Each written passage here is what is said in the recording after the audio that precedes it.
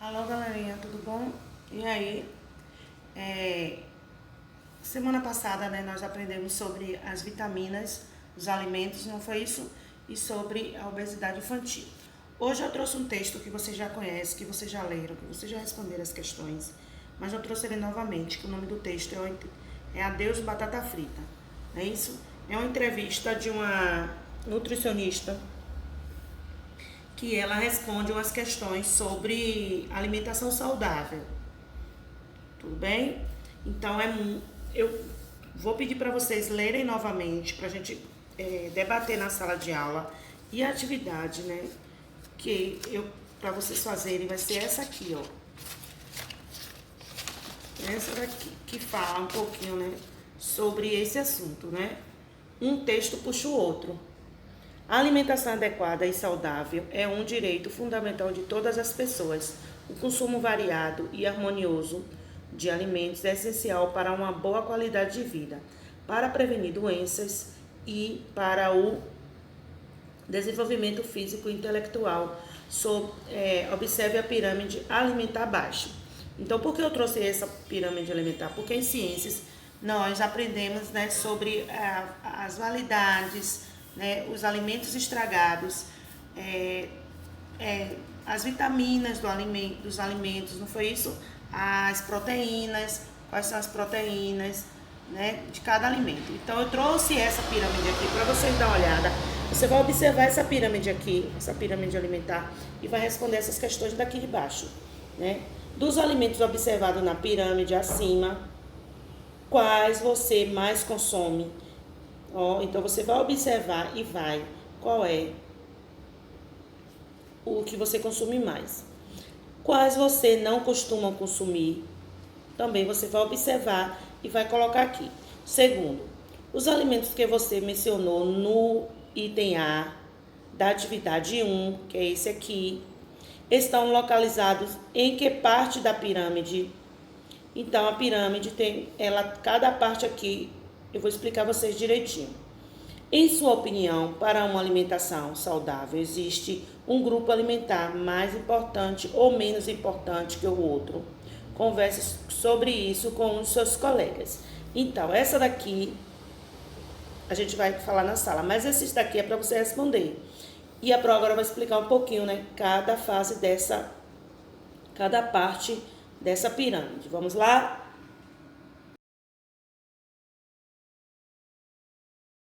Aqui, né? Como vocês viram aí a imagem da pirâmide que a Pro colocou, essa pirâmide, o que é pirâmide alimentar? É um tipo de gráfico, né, que sistematiza, né, os alimentos de acordo com suas funções e seus nutrientes, né? E qual é a finalidade dessa organização, né? Você vê que os alimentos eles estão organizados em grupos. Qual a finalidade? A finalidade é passar informação, né? Consiste em fornecer informações acerca de alimentação saudável e equilibrada. Aí vamos lá. Aqui, ó, primeiro grupo. Esse grupo aqui é de alimentos energéticos. E esse grupo aqui, ó, que é o segundo e o terceiro grupo. Esse grupo aqui é de feijão, grão de bico, arroz, aveia. Então, ele é de os energéticos. Já aqui, que é os alimentos reguladores, são as frutas e verduras, não é isso? Já aqui em cima, já são os alimentos construtores, né? Que é o quarto e o quinto. Já esse daqui são alimentos, né, energético extra. A prova vai mandar um vídeo direitinho, explicando direitinho sobre a pirâmide alimentar, tá certo? Para vocês entenderem um pouquinho. E a atividade de vocês vai ser essa aqui. A pirâmide alimentar do brasileiro anda sofrendo muitas mudanças, e nesse vídeo você vai conferir tudo o que precisa saber. Meu nome é Marcos Alexandre e você está no canal Sem Peso. A pirâmide alimentar é uma representação gráfica utilizada para ajudar a população brasileira na escolha dos tipos de alimentos e a quantidade média que devem ser consumidos durante o dia. Ela serve para auxiliar a população a planejar melhor suas refeições, de maneira mais nutritiva e variada, tendo como objetivo a melhora da saúde e a criação de bons hábitos alimentares. Cada pedaço da pirâmide recebe um grupo específico de alimentos. Dependendo da cultura do país e de como a população se alimenta, essa pirâmide pode apresentar variações. A seguir você confere a pirâmide alimentar brasileira baseada em uma dieta de 2.000 calorias por dia. Para baixar a imagem, confira o link na descrição do vídeo. Os alimentos estão distribuídos na pirâmide alimentar em 8 grupos e 4 níveis. Cada grupo possui a quantidade de porções de alimentos para serem consumidos diariamente, que por sua vez variam de acordo com a necessidade individual. Os alimentos que estão na base da pirâmide devem ser consumidos em maior quantidade, e os que estão no topo em menor quantidade. No topo da pirâmide estão representados os alimentos que devem ser consumidos com moderação, pois além de calóricos podem aumentar os níveis de obesidade, doenças cardiovasculares, diabetes e entre outras enfermidades. Neste grupo estão os doces, açúcares, óleos e gorduras. Já no segundo nível da pirâmide estão os alimentos de fontes de proteínas animais, carnes, ovos, leites e derivados, e também das proteínas vegetais como as leguminosas. Em seguida encontramos o grupo das frutas, verduras e legumes, que fornecem vitaminas, minerais e fibras para o nosso corpo. Na base da pirâmide encontramos os alimentos ricos em carboidratos, como massas, pães, cereais, arroz, mandioca e batata doce. Por estarem no maior grupo, devem ser consumidos em maiores quantidades durante o dia. Porém, recomenda-se optar por carboidratos de baixo índice glicêmico, como a batata doce e a aveia, e também pelos alimentos integrais. A seguir você confere o exemplo de café da manhã, almoço e jantar segundo a pirâmide alimentar.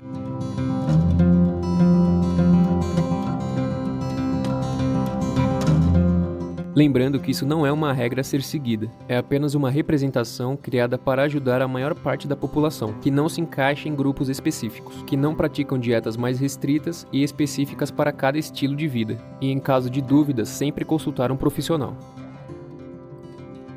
E se você está precisando emagrecer urgente e ainda por cima ganhar uma saúde de ferro, clique agora aqui no primeiro link logo abaixo desse vídeo. Nele você encontrará um método inovador, criado por especialistas na área de emagrecimento e saúde. É um segredo que a indústria do fitness não quer que você descubra, e que fará com que seu corpo queime muito mais gordura localizada em menos tempo. Muito obrigado pela visita e tenha ótimos resultados.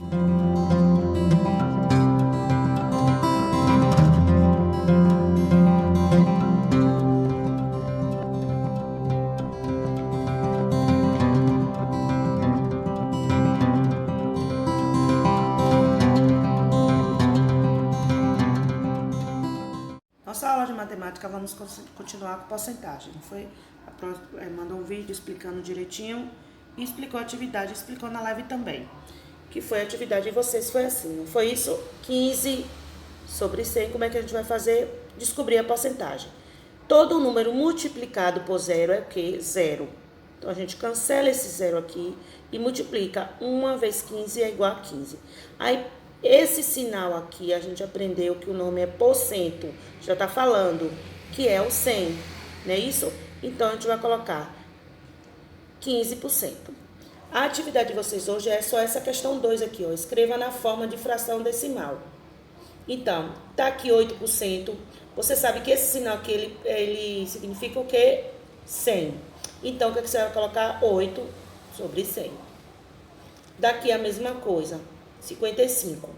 E esse símbolo aqui, você sabe que é o porcento, não é isso? Esse porcento significa o quê? Na numeração decimal, 100. Então, você vai responder só essa segunda questão de matemática, que também não está difícil. No assunto de história hoje, nós vamos falar um pouquinho da chegada dos portugueses ao Brasil, né?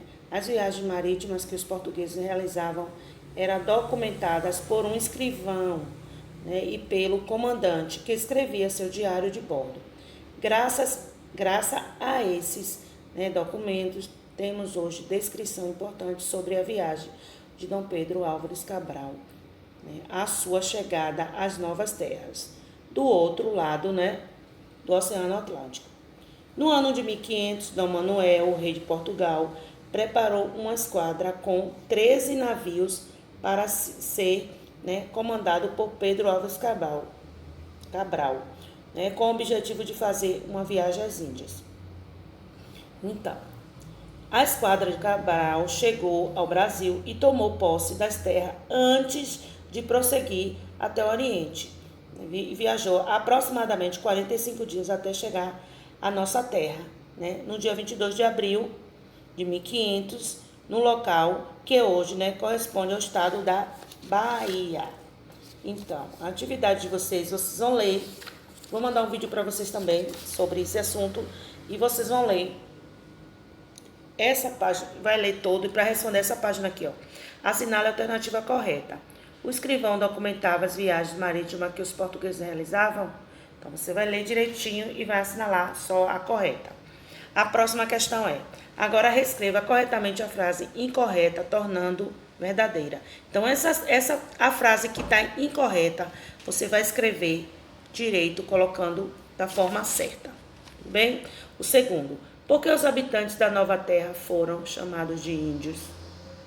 Terceiro: escreva os diversos nomes que o Brasil recebeu ao longo da sua história. Então, esse daqui está tudo aqui. Você vai precisar ler para responder. Não é isso? Que foi 3 nomes. O primeiro foi Veracruz, o segundo foi Tomé, né, Terra de Santa Cruz, e o terceiro, que foi o que ficou até hoje, Brasil. Aí aqui tem descubra, né, as palavras aqui. Aí depois você vai ler e vai responder aqui. As questões daqui, tá muito fácil. E a atividade de vocês hoje de história. Vou mandar um vídeo para vocês explicando direitinho. E vocês vão assistir o vídeo, ler direitinho para responder a questão. Beijos, até amanhã, se Deus quiser. A chegada dos portugueses ao Brasil ocorreu em 22 de abril de 1500. Neste dia, navegantes liderados por Pedro Álvares Cabral desembarcaram na região da atual cidade de Porto Seguro e permaneceram ali de 22 de abril a 2 de maio de 1500. O principal testemunho escrito da chegada dos portugueses foi o relato do escrivão Pero Vaz de Caminha, que passou a história como a Carta de Caminha. Os navegantes saíram de Lisboa, Portugal, no dia 9 de março de 1500. O destino final era Calicut, Índia, dentro do caminho realizadas por Vasco da Gama, em 1497 a 1498. A esquadra de Cabral era formada por 9 naus, 3 caravelas e um naveta, e cerca de 1.200 a 1.500 pessoas. Dentre elas, religiosos, soldados e intérpretes. A viagem ocorreu tranquila, com as embarcações parando para abastecer-se de água nas Ilhas Canárias e no arquipélago de Cabo Verde. Por volta de 18 de abril, já estavam navegando próximos à Baía de Todos os Santos.